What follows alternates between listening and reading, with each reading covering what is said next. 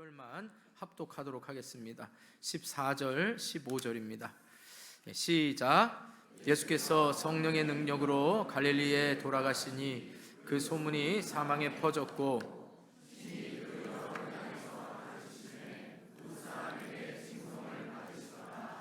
아멘. 우리 좌우 앞뒤에 있는 분들에게 축복하면서 인사하겠습니다. 편견에 사로잡히지 마시기 바랍니다. 편견에 사로잡히지 마시기 바랍니다. 아멘. 한 번 더 축복하면서 인사할 텐데요, 조금 길지만 내용은 간단하니까 잘 못 들으시겠더라도 끝까지 여러분이 축복해 주시기 바랍니다. 그리고 옆에 사람도 잘 모르는 사람이면 여러분 귀에 스스로 들리게끔 하나님 이 말씀이 저를 이끌어갈 줄 믿습니다, 이런 마음으로 축복해 주시기 바랍니다. 복음을 대적하는 자들과 다투지 말고 묵묵히 사명의 길을 걸어가시기 바랍니다. 복음을 대적하는 자들과 다투지 말고 묵묵히 사명의 길을 걸어가시기 바랍니다. 자, 오늘 본문부터 예수님의 공생의 사역에 대해서 이제 말씀하고 있습니다. 자, 그런데 우리가 누가복음을 시작하면서 마태복음의 특징과 마가복음의 특징도 말씀을 드렸습니다. 혹시 기억하십니까? 마태복음은 유대인들을 대상으로 했기 때문에 메시아, 왕이라는 주제를 가지고 주제로 묶었기 때문에 예수님의 생애를 시간적 순서로 기록하지 않았습니다. 또 마가복음은 종으로 오신 예수 그리스도를 나타내기 위해서 고난받는 예수 그리스도, 그래서 고난에 대해서 자세히 기록하고 있습니다. 그리고 누가복음은 어떻게 해요? 이방인 귀족인 데오빌로를 위하여서 역사적 사실에 근거해서 누가복음을 기록하고 있다라고 말씀을 드렸습니다. 그리고 이 마태복음, 마가복음, 누가복음을 같은 시각으로 보아서 공관복음이라고 하고, 요한복음은 우리가 요한 1, 2, 3서에서 보았듯이 바로 요한은 당시에 초대교회에 들어온 영지주의 이단의 이 영향을 받고 있는 교회들과 성도들을 향해서 영지주의 이단이 왜 이단인지, 예수 그리스도가 인간으로 오셨음을 부인하고 예수님의 부활을 부인하는 영지주의의 가장 큰 오류로서 예수님은 메시아이시고 예수님은 인간으로 오셨다. 그래서 요한복음은 예수님의 하나님 되심과 예수님의 메시아 되심을 나타내기 위해서 7가지 완전수인 7가지 표적을 통하여서 말씀하고 있는 것이 요한복음입니다. 자, 그러면 공관복음을 시작하면서 여러분들이 예수님의 생애를 이해할 때, 이제 우리가 예수님의 사역을 이해하니까 예수님의 생애를 이해할 때는 들줄과 날줄과 같은 예수님이 사역을 하신 장소적 배경과 시간적 배경을 이해하면서 이 말씀을 우리가 이제부터 쭉 따라서 보게 될 텐데요, 화면을 한번 보시기 바랍니다. 이스라엘의 지도는 333으로 나눌 수 있는데, 먼저 저 네모난 거에 세례 요한의 집회 장소, 이걸 잘 좀 보시기 바랍니다. 갈릴리와 얼마나 떨어져 있는지를 보시고, 자, 이스라엘의 지도는 333으로 나눌 수 있습니다. 다음 지도, 갈릴리, 예수님의 고향, 그 다음에 사마리아, 유대, 이렇게 세 지역으로 나눌 수 있습니다. 그래서 예수님이 사역하신 곳이 갈릴리, 사마리아, 유대, 이렇게 세 지역에서 예수님은 사역하셨습니다. 물론 가버나움이라는 특별히 여러분 거라사 지방이라는 곳에서도 사역을 하셨습니다, 이방 땅에. 자, 그러나 주로 갈릴리, 사마리아, 유대, 이렇게 이해하시면 됩니다. 그리고 갈릴리 옆에 파란색 보이십니까? 조그맣게. 네, 안 보이시는 분은 안경을 쓰셔야 됩니다. 자, 파란색 보이는 것이 바로 갈릴리 호수입니다. 그리고 사마리아 옆에 쫄쫄쫄 흐르는 파란색 보이죠? 그게 바로 요단강입니다. 유대 옆에 보이는 사해바다 보이십니까? 그래서 갈릴리, 사마리아, 유대, 갈릴리 호수, 요단강, 사해바다, 이렇게 여러분 나눌 수 있고, 마지막 요단강 동편인 이방 땅에 이제 나라 한번 보여주시죠. 에돔, 모압, 암몬, 이렇게 아모리 족속이 이제 큰 땅에 있지만 그렇게 에돔, 모압, 암몬, 이렇게 여러분이 나눌 수가 있는 것입니다. 자, 이제 저를 보시고, 예수님이 사역하신 장소는 주로 갈릴리, 그 다음 어디요? 네, 이걸 기억하시면 됩니다. 그럼 예수님의 공생의 시작은 언제부터였죠? 30세쯤 세례 요한에게 세례 받으신 후에 30세쯤에 하나님 나라에 대해서 선포하셨다 그랬습니다. 이게 이제 예수님의 공생의 사역의 시작이 되는 사건이 바로 세례 요한에게 세례 받으신 거지요. 그럼 예수님은 33세에 십자가에 못 박혀 돌아가셨습니다. 그러면 그 33세의 시간적으로는 것은 어떻게 알 수 있느냐? 예수님께서 유월절을 지키시기 위해서 1년에 한 번씩 유대, 이제 예루살렘에 가셔야 됩니다. 그래서 3번의 유월절을 겪으시고 4번째 유월절 전날 잡히신 겁니다. 그래서 첫 번째 유월절의 사건은 성전을 정결하게 하신 겁니다. 제가 성전을 깨끗이 청소했다 이런 개념이 아니라 성전의 본래의 기능과 목적을 말씀하시면서 성전을 정화하셨습니다. 두 번째 사건은 바로 솔로몬 행각을 조금 지나면 연못이 하나 있었습니다. 그곳에 물이 동하면, 물이 움직이면 제일 먼저 누구든 들어가면 모든 병이 낫습니다. 어떤 사건이 있었죠? 다 일부에 들었잖아요. 여기 양육반이라도 좀 대답해 보세요. 뻔뻔하게 안 들은 것처럼. 지금 대답이 없잖아요. 뭐라고요? 38년 된 병자를 고치신 사건입니다. 베데스다 연못에. 그 다음에 3번째 유월절의 사건이 뭐죠? 또 뻔뻔하게 오병이어의 사건입니다. 다른 분들은 왜 그러시죠? 아시면서도 그러시는 건가요? 좀 에어컨을 틀어주세요. 많이 더워 보이십니다. 더우십니까? 더워서 그래요. 더워서. 좀 많이 틀어주세요. 빵빵하게 틀어주세요. 저도 이참에 선풍기 좀 틀겠습니다. 괜찮을까요? 네. 그래서 예수님의 사역을 여러분이 마태복음이든 마가복음이든 누가복음이든 읽을 때에는 예수님이 지금 갈릴리에서 사역을 하고 계시는구나. 그리고 유월절을 맞아서 이제 예루살렘으로 내려가시면서, 유대로 내려가시면서 사마리아에서 어떤 사건이 일어나는구나. 그래서 갈릴리, 사마리아, 유대, 지금 어디서 사역하시는구나 이걸 이해하시고 또 예수님의 지금 공생애가 1년 차에 이렇게 되고 계시고 2년 차에 이렇게 되고 3년 차고 마지막 이제 유월절을 지키시기 전날에는 공개적으로 예루살렘에 입성하시면서 마지막 십자가의 길을 담대하게 가시는구나. 여러분은 이렇게 큰 그림으로 이해하시면 좋겠습니다. 자, 그래서 오늘 우리가 읽은 본문 4장 14절부터 9장 50절까지가 예수님께서 3차례에 걸쳐서 갈릴리 사역을 하신 겁니다. 자, 이때 또 우리가 같이 힌트를 얻어서 연관지어서 하면, 여러분 바울이 공식적으로 전도 여행을 사도행전에 몇 차례 가졌죠? 3차례. 예수님이 몇 차례 갈릴리에서 사역을 하셨다고요? 3차례 갔습니다. 그러니까 예수님도 갈릴리에서 3차례의 갈릴리 사역을 하셨습니다. 그 중에서도 14절 우리가 읽은 본문부터 6장 49절까지가 1차 갈릴리 사역에 대해서 말씀하고 있습니다.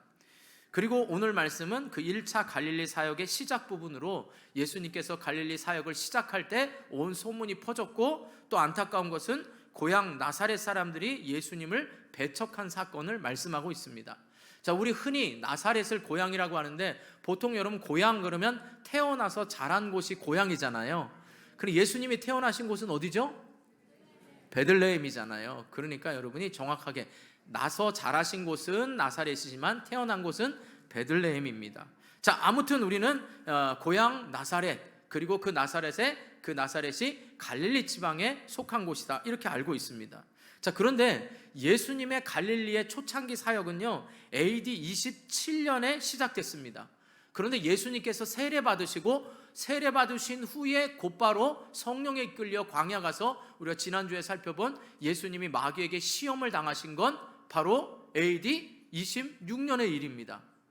자, 그러면 오늘 본문의 14절에 보면 여러분 예수님께서 성령의 능력으로 갈릴리에 돌아가셨다라고 할 때 그 갈릴리로 돌아가셨다는 것은 지난주에 마귀에게 유혹을 받으시고 승리하신 후에 갈릴리로 돌아간 게 아닙니다. 약 6개월에서 1년의 차이가 나죠. 그때 바로 제가 첫 번째 그림으로 보여줬던 첫 번째 예수님의 사역은 세례 요한에게 세례 받으신 후에 유대에서 사역을 하셨습니다.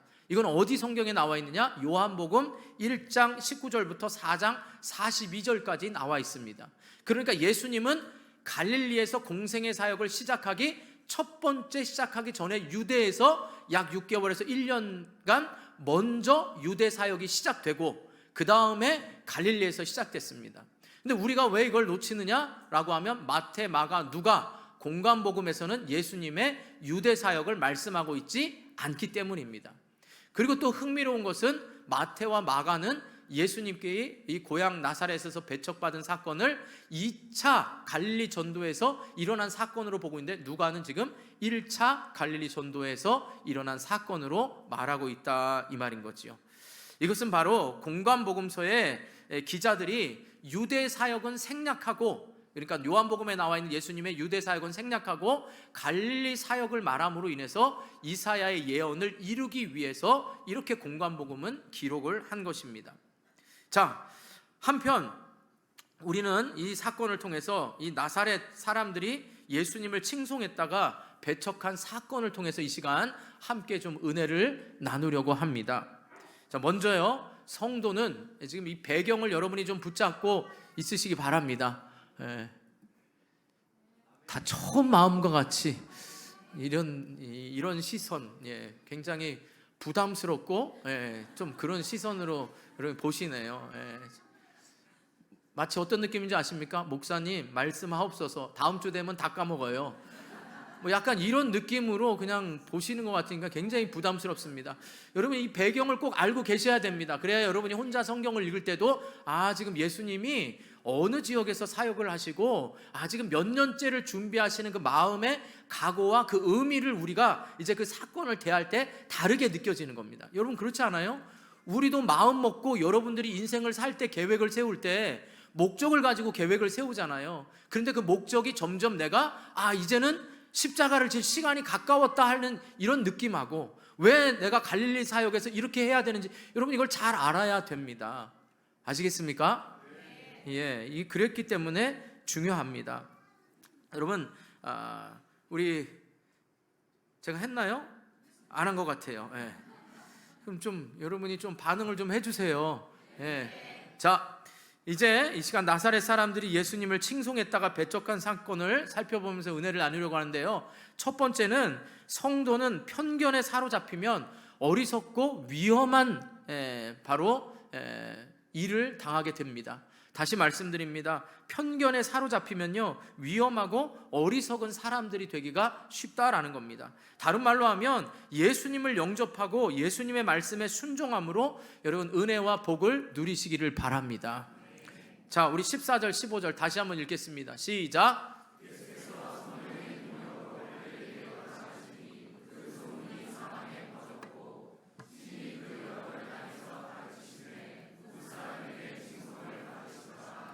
아멘. 자, 여기서 예수님께서 갈릴리에 돌아가시니라는 말은 어떻게 해요? 마귀의 유혹을 이기신 후가 아니라 유대 사역을 6개월에서 1년 하신 후에 지금 갈릴리로 돌아가셨다라는 것입니다.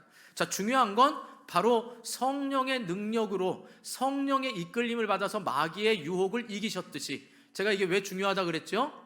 인류의 죄악이 마귀의 유혹을 통하여서 모든 인류가 죄를 짓게 된 그 마귀의 유혹으로 범죄가 시작됐다면, 예수님의 구속사역의 시작은 성령을 통하여 마귀의 유혹을 이기심으로 예수의 사역이 이미 승리했음을 말해주는 거다, 이렇게 말씀을 드렸습니다. 기억하십니까?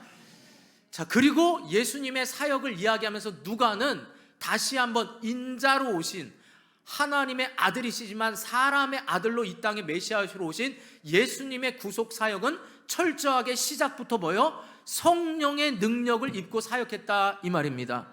저는 여러분들이 그 모든 지난주의 시험을 내가 이겨내고 이제부터 주의 일을 감당하겠노라, 힘써 하겠노라 할 때 여러분의 의지와 결단과 결심이 아니라 성령의 능력으로 감당할 수 있기를 주님의 이름으로 축원합니다. 자, 예수님께서는요, 공생애의 3분의 2, 아까 제가 333 나눴잖아요. 그러니까 여러분 3분의 2를 갈릴리 사역을 하셨습니다. 그 이유는 왜 그러냐? 여러분, 바로 아까 제가 성경의 예언을 이루려 한다 그랬습니다. 이사야 우리 9장 1절 한번 보시기 바랍니다. 이사야 9장 1절 시작.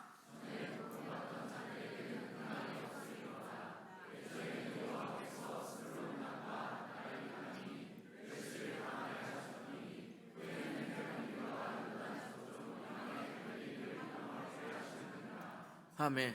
이 갈릴리 지역을 영화롭게 하시기 위해서 예수님께서는 바로 말씀에 예언한 대로 이루시기 위해서 갈릴리에서의 전도 사역을 3분의 2나 하셨습니다. 몇 차례에 걸쳐서요? 3차례의 전도 사역을 하셨다라고 말씀을 드렸습니다. 그러나 예수님은 이 예언만을 이루시려고 한 게 아닙니다. 왜 갈릴리가에서 3분의 2를 또 하셨냐? 바로 예수님이 복음 전파의 중심지로 삼은 건 뭐냐? 바로 복음을 효과적으로 전파하시기 위해서였습니다. 복음을 효과적으로 전파하시기 위한 건 이유가 뭐냐? 바로 그 지역이 예수님께서 잘하신 고향이기 때문에 친척도 많고 많은 아는 사람들을 많기 때문입니다. 그래서 그 지역을 복음화하기에 유리했지요. 또 갈릴리 지방은요, 인구가 15,000명 이상이나 되고 도시가 204개나 되어 많은 사람들이 복음을 접할 수 있었습니다. 또 하나의 특징은요, 갈릴리 사람들이요, 이게 배타적이지가 않고 개방적이었다라는 겁니다. 그러니까 모든 사람의 이야기들을 잘 들어주는 사람들, 쉽게 말하면 막 배타적이지 않는 사람들이었기 때문에 예수님은 갈릴리에서 사역을 시작했습니다. 유대 입장에서 보면 저 변방의 시골입니다. 서울 입장에서 보면 우리가 아주 변방은 아니지만 여러분 불과 10년 전만 해도, 아니 더 20년 전에는 더 여기가 시골이어서 막 학교 갈 때 뭐 비만 오면 뭐 장화 신고 다녔다고 합니다. 여러분 궁금한 이 역사의 이 이야기는 허장로님, 허씨가 500년을 살았습니다. 그러니까 허장로님에게 물어보시면 잘 알고, 거기에서 잘 궁금한 게 해결 안 된다? 이순일 장로님에게 물어보시면 됩니다. 창신초등학교 2회 졸업생이시면서 공무원으로 근무하셨기 때문에 잘 아실 겁니다. 별로 근데 궁금해하는 사람은 없는 것 같습니다. 우리 교회가 이곳에서 오기까지 3곳을 바로 우리가 옮겼는데, 그것도 새가족 공부를 하시면 압니다. 어쨌든 여러분 고향 사람들이, 그래서 지금도 가면 다 고향 사람들이 있습니다. 그래서 다 알고 지내고 있는 겁니다.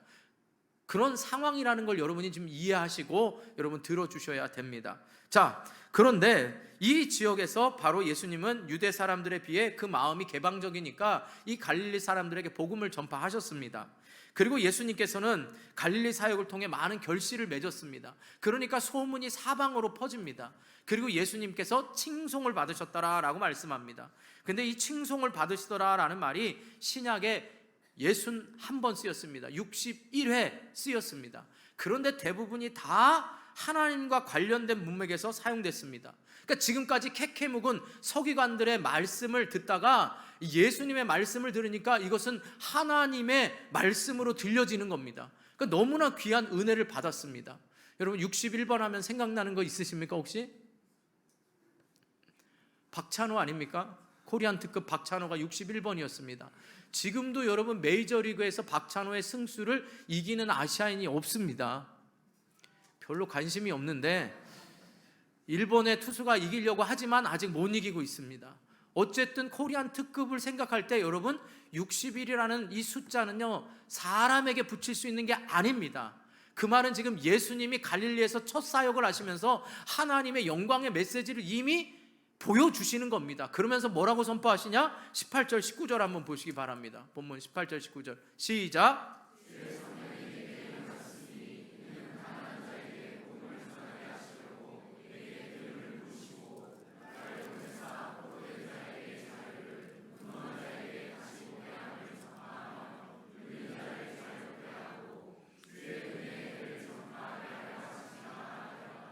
아멘.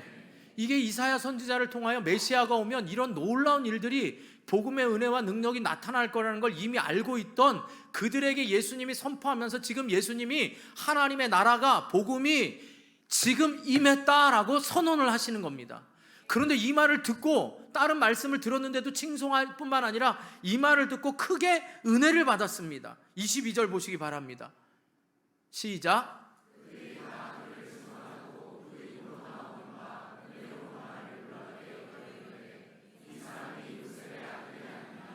아멘. 자, 은혜로운 말을 놀랍게 여겼습니다. 예수님께서 이제 내가 임하여서 하나님의 나라가 드디어 왔다, 지금 여러분 가운데 있다, 이렇게 말씀을 하시는 겁니다. 그러니까 크게 은혜를 받았어요. 그래서 여기서 놀랍게 여겼다는 말은 놀랍고 은혜롭게 여겼다라는 겁니다. 그런데 여러분, 놀랍고 은혜는 받았는데 갑자기 그 은혜가 완전히 없어집니다. 그 이유가 뭐냐? 바로 뭐라고 말합니까? 이 사람이 요셉의 아들이 아니냐. 여러분, 이게 굉장한 편견입니다. 요셉의 아들이라는 말은요, 예수님이 하늘로서 오신 분이 아니라, 메시아가 아니라 자신들과 같은 인간이요, 또 자신들과 함께 자라온 천한 목수의 아들이 아니냐, 이렇게 말하는 겁니다. 그러니까 아무리 여기에 지금 검단 신도시가 발전됐어도 다 뭐예요? 여기를 시골이라고 보는 겁니다. 그러니까 우리를 비웃는 거죠. 검단 아무리 발전해도 뭐야? 검단 뭐 인천 아니에요? 아무리 비싸봐야 서울에 집값에 반에. 이제 더 이상 말 안 하겠습니다. 저도 여기 살고 있습니다. 그러니까 이런 느낌이에요. 그러니까 우리가 가지고 있는 여러분 얼마나 살기 좋습니까? 그렇지 않아요? 도시적인 것도 있고 농촌적인 것도 있고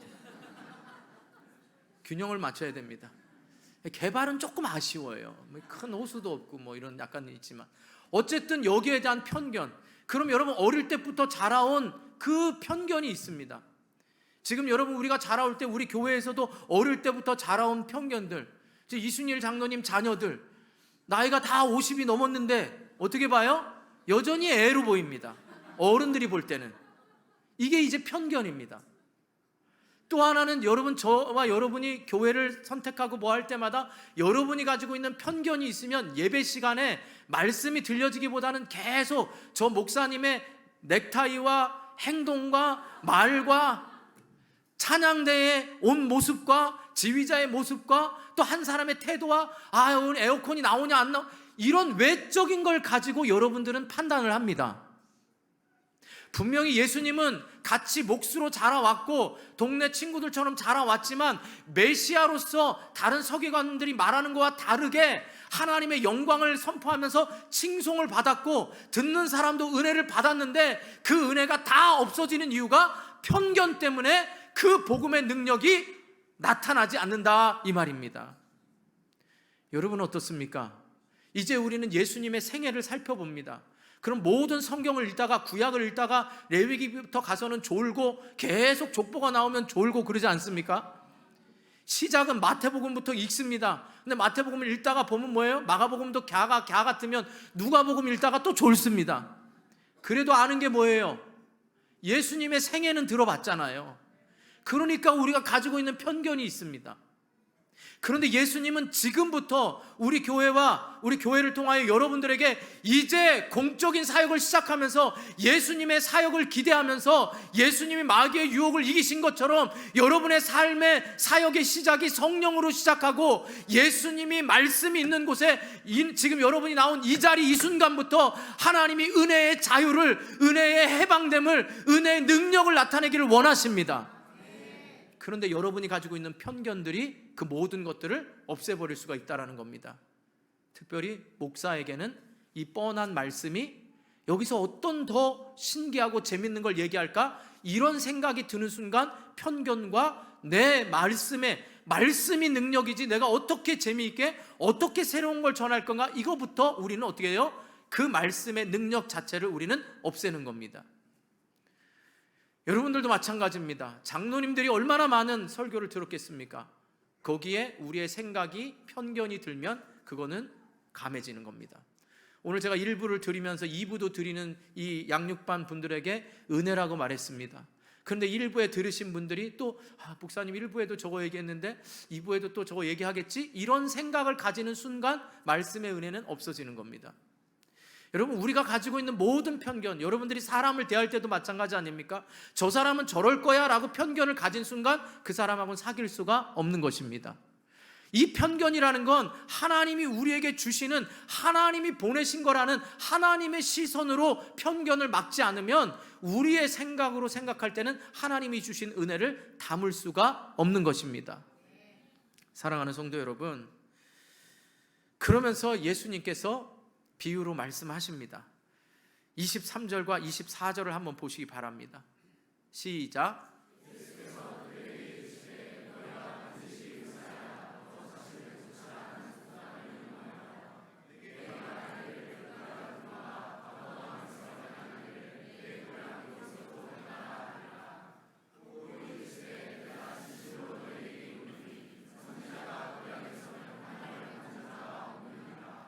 아멘. 지금 예수님께서 이들의 마음이 너 목수의 아들 아니야? 이 말을 듣고서 어떻게 느낀 거예요? 지금 당시에 유행하는 속담을 인용하는 겁니다. 의사야, 네가 환자를 고치기 전에 너나 고쳐라. 그러니까 너나 잘해라, 이 말입니다. 그러면서 지금 나사렛 동네 사람들이 뭐예요? 야, 네가 우리에게 눈먼 자에게 눈을 뜨게 하고 갇힌 자에게 자유를 주는 그거 너나 잘하고 너나 고치고 네가 가버나움에서 보여줬던 그 이적을 지금 우리 나사렛으로 보여줘라, 이렇게 말하는 겁니다. 그러면서 예수님은 고향 땅에서 지금 환영을 받지 못한다 그러면서 예화를 2개를 듭니다. 25절에서 27절에 보면 예화를 드는데요, 먼저 예수님은 열왕기상 17장 11절에서 16절에 있는 엘리야가 식량이 떨어지지 않는 기적을 베푼 그 시돈 땅의 사렙다 과부 얘기를 듭니다. 여러분, 팔레스타인의 엘리야 때에 가뭄 들었죠? 가뭄이 들었는데 그때 어떻게 합니까? 엘리야는 시돈 땅, 이방 땅 사렙다 과부의 집에 가서 기름병과 떡반죽 그릇에 떨어지지 않고 가뭄을 이겨냈습니다. 또 하나의 비유를 듭니다. 그것은 바로 뭐냐? 아람 왕 군대 대장이었던 누구예요? 나아만 장군. 나아만 장군, 문둥병자. 당시에는 문둥병이 치료되는 병이 아니었습니다. 나아만 장군이 엘리사에게 와서 어떻게 해요? 요단강에 7번 담그고 난 다음에 치료받은 사건을 말씀합니다. 그러니까 이 말씀은 뭐냐? 바로 사렙다 과부가 하나님의 종을 경외한 게 아니라 하나님의 종을 하나님을 경외함으로, 그리고 나아만은 뭐예요? 아니, 자기 나라에도 더 좋은 강이 있지 않았냐, 이렇게 말했잖아요. 그런데 계집종의 말을 듣고 순종하여서 7번 들어갔다 나왔다니 치료를 받았다. 그러니까 지금 예수님이 말씀하신 건 뭐예요? 너희가 메시아를 경외하고 메시아의 말에 순종하였다면 너희에게 이런 일이 나타날 것인데 너희들이 받지 못했다, 이 말입니다. 그러니까 왜 이 말을 누가복음 첫 번째 배척 사건을 얘기했을까요? 데오빌로 이방인에게 얘기하면서 예수님의 복음의 능력이 결국은 유대인들에게 많이 나타난 게 아니라 어떻게 해요? 이방인이 도리어 이 복음을, 예수 그리스도를 받아들였다, 이 말이에요. 이 말은 마치 여러분, 제가 지금 이렇게 말하는 겁니다. 이방과 여러분들에게 이방, 또 그러면 좀 거시기 하고 안 믿는 사람과 또 이단들을 향해서 여러분들 좀 열심을 내요. 어떻게 이단들은 더 열심을 내는데 여러분들은 이렇게 열심을 안 냅니까? 어떻게 이단들처럼 어떻게 시험 좀 볼까요? 죄송합니다. 흥분한 게 아니고 예를 든 거예요. 이러면 여러분 어떡하겠어요? 기분이 좋겠어요? 안 좋겠어요? 안 좋을 거 아닙니까? 좋으신 분 계세요? 목사님의 그런 모습을 봐서 너무 신기하다 막 이런 분 계세요? 그런 거 아닙니다. 중요한 건 여러분, 왜 이런 예를 들어주셨어요? 바로 지금 누가복음이 이방인을 대상으로 쓴 거잖아요. 그러니까 누구든지 예수 그리스도를 영접하고 하나님을 경외하고 그 말씀에 순종하는 자에게는 구원이 허락되고, 지금 복음이 시작되는데 여러분, 유대인이라고 자칭하는 사람들이 앞으로 이걸 보여주면서 어떻게 해요? 유대인들이 예수님을 배척할 것을 지금 보여주는 사건이잖아요. 메시아가 왔는데 받아들이는 사람이 있는 반면 그걸 혜택을 누리지 못하는 유대인들을 향한 경고 아니겠습니까? 그럼 오늘 말씀을 들으면서 이제 예수님께서 저와 여러분을 향하여 그 복음의 능력과 은혜를 베푸시기를 원하는데 여러분들 안에 어떤 태도를 보이느냐에 따라 은혜를 받는 사람이 있고 배척하는 사람이 있다, 이 말입니다. 이건 우리의 태도에 달려있는 거 아니겠습니까? 이게 바로 복음이, 예수 그리스도가 이 땅에 이미 이 자리에 있다, 이 말인 것이죠. 그래서 바울 사도는 고린도후서 5장 16절 한번 보시죠. 시작.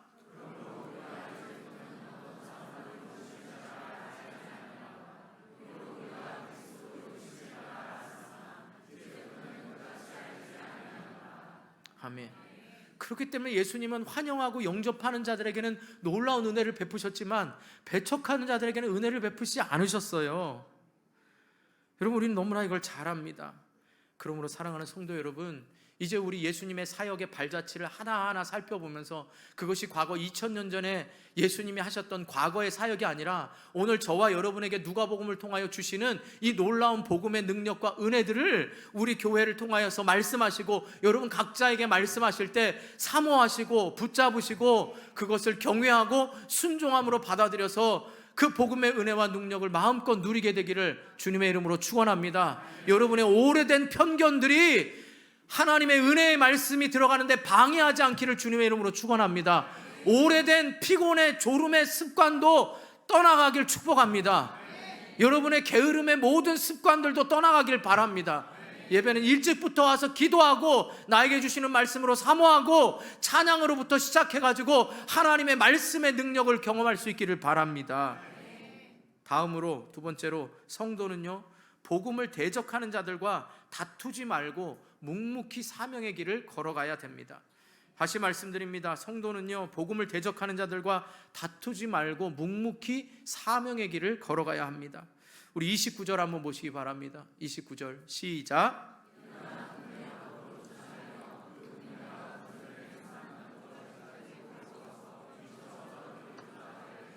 아멘. 자, 지금 말했더니 뭐라 그러는 거예요? 이 동네 사람들이 가버나움이 능선에 있는데 예수님을 폭력적으로 붙잡아서 지금 낭떠러지에서 밀어뜨리려고 한 겁니다. 아까 제가 말한 것처럼 여러분 이러려면 차라리 이단들이 납니다. 이렇게 말하면 여러분들이 다 저를 지금 어떻게 해요? 막 강대상에서 끌어내리고 쫓아내려고 하는 지금 이런 모습입니다. 예를 든 겁니다. 지금 황당하지요? 그래요, 안 그래요? 그렇습니다. 이건 왜 그러냐? 지금 이 동네 이 갈릴리 사람들은요 어떤 생각을 했냐? 예수님을 반유대주의자로 지금 착각을 한 겁니다. 지금 예수님께서 예를 들은 사람이 다 누구예요? 이방인이잖아요. 시돈 사람과 암몬 사람이잖아요. 그러니까 그 사람을 비유로 들면서 지금 유대인인 아브라함의 자손인 우리를 어떻게 하는 거예요? 이방인보다 못하게 여긴 겁니다. 여러분 예수님 당시에 유대인들은 이방인을 뭘로 알았어요? 개로 알았단 말입니다. 개로 취급을 했으니 당연히 지금 어떻게 해요? 그들을 칭송하면서 지금 자신들에게 어떻게 해요? 개만도 못하다고 말하니 얼마나 화가 났겠습니까? 아니 능력을 보이라고 했는데 우리를 향해서 능력은 보이지 않고 개만도 못하다고 하니 화가 나서 지금 밀어뜨리려고 합니다. 그래서 예수님은 30절 보시기 바랍니다. 시작. 아멘. 예수님이 어떤 신적 능력으로 갔다는 건 표시하지 않습니다. 그런데 중요한 건 뭐냐? 여기서 가시니라 라는 단어가 원어로 보면 가고자 하는 길을 계속 가다라는 뜻입니다. 그러니까 사명의 길을 묵묵히 걸어가신 겁니다. 그래서 31절에 보면 다른 동네로 가십니다. 거기에 대해서 가타부타 하지 않고요 7명이나 되는 천사를 부려가지고 이런 배은망덕하고 너희들에게 복음이 전했으니까 너희는 받아들이지 않지? 다시는 니네 동네 오나 봐라! 이렇게 감정적으로 말하시지 않고요 예수님이 갈릴리 지역을 몇 번 오셨다고요? 3차례 오시고 예수님의 3년의 공생의 사역 가운데 몇 분의 몇을 갈릴리에서 하셨다고요? 3분의 1을 하셨습니다. 여러분 이것도 굉장히 의미가 있지 않습니까? 저와 여러분은 말씀 받기를 편견으로 계속 거부합니다. 어떤 사람은 이 말씀을 듣고 그래 내가 이제 편견을 없애고 오직 말씀만 듣자 라고 이렇게 붙잡는 사람 있는 반면에 또 한 번 편견을 가집니다. 에이 또 그러네. 모든 목사들이 다 저렇게 말하더라. 그럼 목사님 능력을 보여주세요. 지금 하늘에 불을 내려서 제가 지금 찌릿찌릿하면 믿겠습니다. 뭐 이렇게 또 의심하는 사람이 있을지 모르겠습니다. 그럼 화가 나서 안 하시는 게 아닙니다. 우리가 이렇게 거부할지라도 예수님은 우리의 마음 문을 열으시고 주인이 되시기까지 오신다 이 말입니다. 이게 마치 제가 아까 뭐라고 했어요? 3차례 전도 여행을 했던 바울이 이방인의 사도로 부르심을 받습니다. 이방인의 사도로. 그런데 바울은 가는 곳마다 유대인들이 모여있는 회당을 찾아서 유대인들을 향한 그 마음이 자기를 죽이려고 금식하고 40명이나 쫓아오는 그들 앞에서도 유대인들을 향한 사랑을 놓지 않았습니다. 왜요? 자기를 향한 예수의 사랑을 경험했기 때문에. 사도로 부르심은 받았지만 유대인들을 향한 그 사랑. 왜요? 자기가 그런 죄를 저질렀잖아요. 자기가 그런 죄를 저질렀기 때문에 그 사랑을 알기에 사모하는 겁니다. 그렇다면 저와 여러분 어떻습니까? 지금 말씀의 은혜를 받고 내 삶의 주인이 바뀌고 목적이 바뀌고 내 삶의 모든 것이 하나님께로부터 왔음을 믿고 간다면 여러분이 삶으로 증명해내면서 이제 그런 사람으로 살아가는 겁니다. 이게 주님이 우리에게 원하시는 이유 아니겠습니까? 이제 제자훈련 3권 시작이 그겁니다. 우리를 부르신 목적이 있습니다. 여러분, 교회에 대한 정의를 바로 알아야 됩니다. 오늘 새가족 교육할 때 교회에 대해서 할 텐데, 세상으로 부름받은 우리는 거룩한 공동체입니다. 거룩이라는 건 구별됐다는 거예요. 하나님이 우리를 창세 전부터 이 세상으로부터 부르셔서 거룩한 하나님의 자녀로서 공동체로 삼으셨습니다. 근데 교회는 이렇게 끝나면 안 됩니다. 바로 세상으로 보냄받은 제자 공동체임을 잊으면 안 됩니다. 이게 바로 우리를 부르신 목적입니다. 그러니까 저와 여러분이 이곳에서 은혜 받고 나도 그렇게 살았고 나도 세상 정욕대로 살았고 세상 욕심대로 살았고 목적 없이 향방 없이 열심히 살았는데 주일날 말씀을 들어보니 그 모든 편견을 제어하고 들어보니 내 삶의 목적과 방향이 이거더라 라고 여러분같이 지금 생활하고 여러분같이 고집스럽고 여러분같이 비판적이고 여러분같이 의심 많고 이랬던 나 자신을 변화시킨 예수 그리스도, 그분을 만났기에 그런 자들을 향하여서 예수 그리스도를 전하는 사명을 우리에게 주셨다 이 말입니다. 이게 바로 우리 그리스도인들이 내가 변해서 살아야 세상을 변화시킬 수가 있는 것입니다.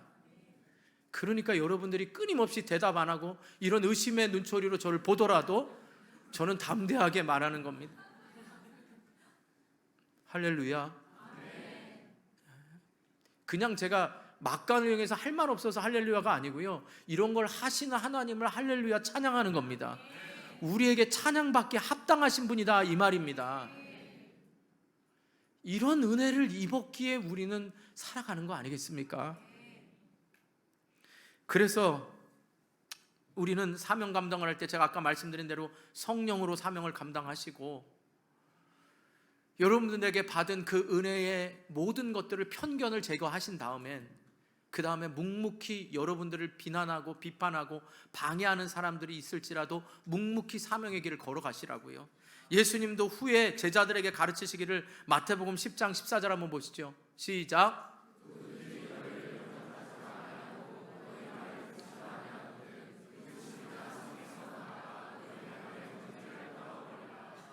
아멘. 또 마태복음 10장 23절 보시죠. 시작.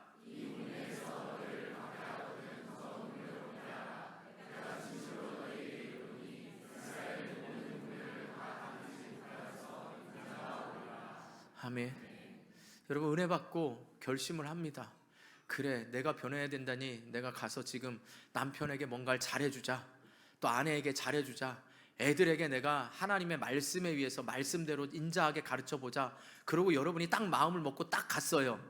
그러면 너무 변했다, 오늘 교회 가서 은혜 받았어, 이렇게 해주던가요? 왜 이렇게 늦게 왔어? 오히려 사탄은 어떻게 해요? 우리를 방해하고 핍박하죠. 약점을 정확하게 알지 않습니까? 안 그래요 여러분? 정확하게 압니다. 그럴 때도 여러분 낙심하면 안 됩니다. 그렇게 복음을 반대하거나 대적하거든 온유하게 설득을 해야 됩니다. 그래도 되지 않으면 그래 여보 내가 미안해 잘못했어 그러고 피해야 됩니다. 맞서 싸우면 내 다 때려쳐, 내가 은혜 받고 왔는데 그래 한번 해보자, 그러면 안 됩니다. 대적자나 회방자들과 일일이 다투다 보면 사명의 길을 제대로 갈 수가 없고 그것 때문에 하나님의 영광이 가리워집니다. 그걸 또 쌓아가기까지 여러분 9가지를 잘하고 1가지를 못하면 다 무너집니다. 이 9을 쌓을 때까지 또 시간이 필요한 거거든요. 그래서 디모데후서 2장 14절 보시죠. 시작.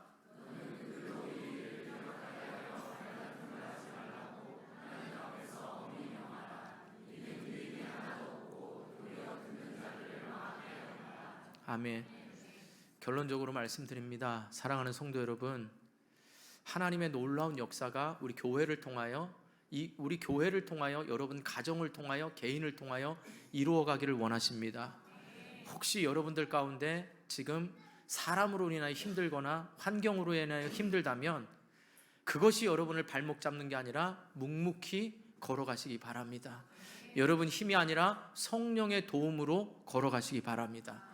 저도 목회를 하다 보면요, 이 부분에선 사탄이 꼭 넘어뜨려서 좌절하고 낙심하게 하는 경우가 있습니다. 그러나요, 하나님은요, 이 피하라 하는 게 무서워서 피하는 게 아닙니다. 하나님은 반드시 또 한쪽에서 위로하시고 소망을 주시고 저로 하여금 다시 일어나 이 길을 걸어가게 하신 분이 하나님이십니다. 그래서 할렐루야라는 겁니다. 우리가 그저 주의 일 가다 보면 모든 길이 평탄한 길 아닙니다. 반드시 악한 마귀는 대적합니다. 다투려고 하지 마시기 바랍니다. 교회에서 시비 때문에 다투려고 거기에 여러분 에너지를 낭비하지 마시고 묵묵히 주의 길을 걸어가면서 하나님의 위로와 하나님의 소망이 여러분 가운데 가득한 이 복음의 능력을 경험하면서 그렇게 힘들어하고 어려워하는 사람들에게 오히려 여러분들이 위로자가 되어주시고 같이 동역자가 되어주셔서 우리 모두가 이 복음의 능력과 은혜 그리고 예수님의 사역의 발자취를 기대함으로 여러분 우리가 함께 걸어갈 수 있기를 주님의 이름으로 축원합니다. 축원합니다. 기도하겠습니다. 우리 말씀 생각하면서 기도합니다. 하나님, 내 삶의 모든 영역의 시작이 성령의 능력으로 감당하게 하여 주시옵소서. 그리고 내 모든 사역이 편견과 선입견 때문에 하나님의 은혜를 거부하거나 받지 못하는 어리석음이 없도록 해달라고 기도하시고, 하나님, 내가 맡겨준 사명, 지금 사람과의 관계가 힘들든지 물질적인 것이든 건강이든 하나님, 내가 주의 사명의 길을 묵묵히 걸어갈 수 있도록 인도해달라고, 그 길에 동역자를 붙여주시고 위로와 소망을 달라고 우리 다 같이 주여 한번 부르고 간절히 기도하도록 하겠습니다. 주여.